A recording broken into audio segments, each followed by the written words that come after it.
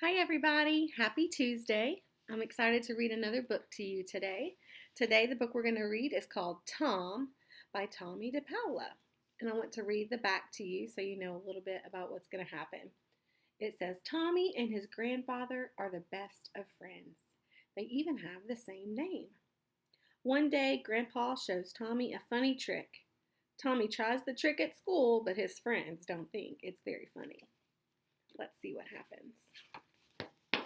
Tom is written and illustrated by Tomie dePaola. Tommie's grandfather always used to say, "We're named after each other, Tomie. That's why I want you to call me Tom instead of Grandpa." So Tomie did. Tomie and his family went to visit Tom and Nana almost every Sunday. Nana was Tommie's grandmother. And every Sunday, for as long as Tomie could remember, Tom read the Sunday comics out loud. Tom used different voices, which made Tomie laugh and laugh. Sometimes Tom acted out funny poems. Tommie's favorite was the animal fair. I went to the animal fair. The birds and the beasts were there.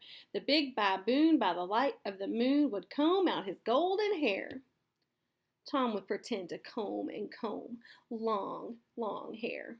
He was bald. Tomie would get the giggles, and as Tom went on, he giggled louder and louder. Sometimes he would squeal and laugh so loud that Tom would start laughing too. "Tom Downey," Nana would say, "you're just as bad as that child." Sometimes, if they were really loud, Nana would say, "Tom Downey, you're just as bad as that child and the Downeys and the rest of the Irish."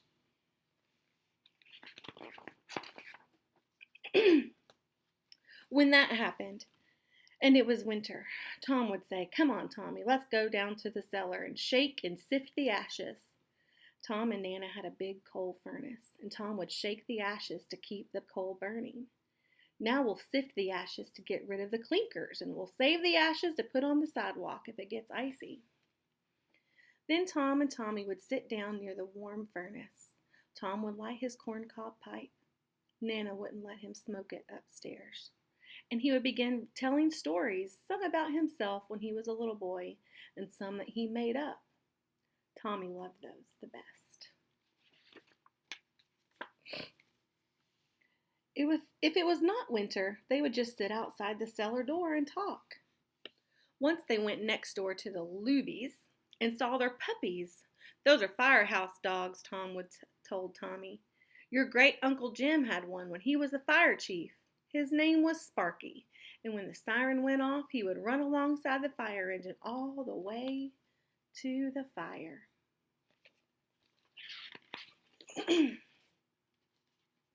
Tom and Nana had a grocery store. Nana was in charge of the front of the store. Tomie helped put the cans of food on the shelves just the way Nana wanted them. Nice and neat with the labels facing out. Tom was in charge of the back of the store. He was a butcher, and behind the counter was Tom's butcher's table, where he'd cut up the meat for the customers.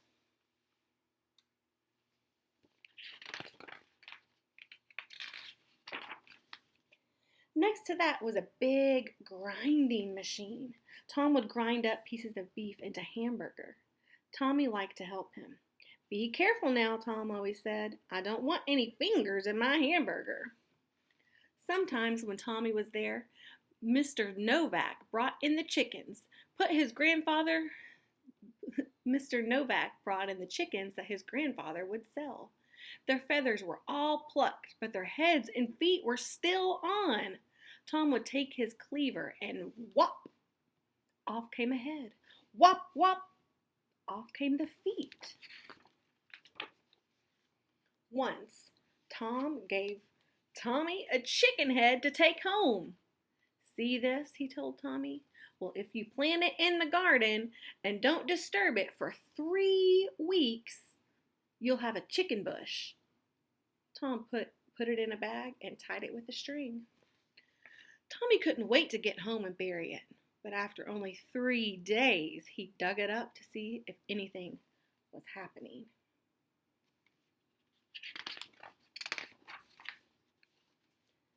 The next weekend, when Tomie told Tom that nothing was growing, Tom said, "Too bad. It will only work once." He knew that Tomie couldn't wait 3 weeks without looking. "But let me show you something else." He picked up a chicken foot. "See that little white string? It's called a tendon. If you pull it, the chicken foot opens and closes. Try it." Tomie tried. It was scary, but it made him giggle. Tom put 2 chicken feet in a bag and tied it with a string. When Tomie got home, he washed the chicken feet with soap and a scrub brush. They were kind of smelly. Then he asked his mother if he could borrow some of her nail polish. "What for?" his mom asked. "It's a secret," Tomie told her.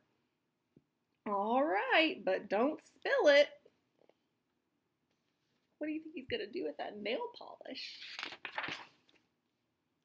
Tomie picked the brightest red and painted the claws on the chicken feet. Can you see he's painting them? All weekend, Tomie practiced holding a foot in each hand and pulling the tendons. The chicken feet opened and closed. Grunge, runge, runge. Whoop, this way.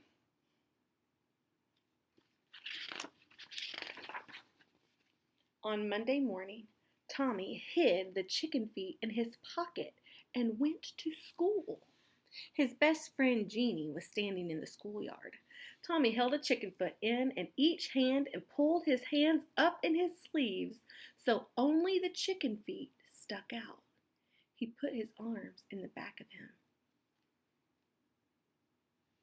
You think she's going to be scared?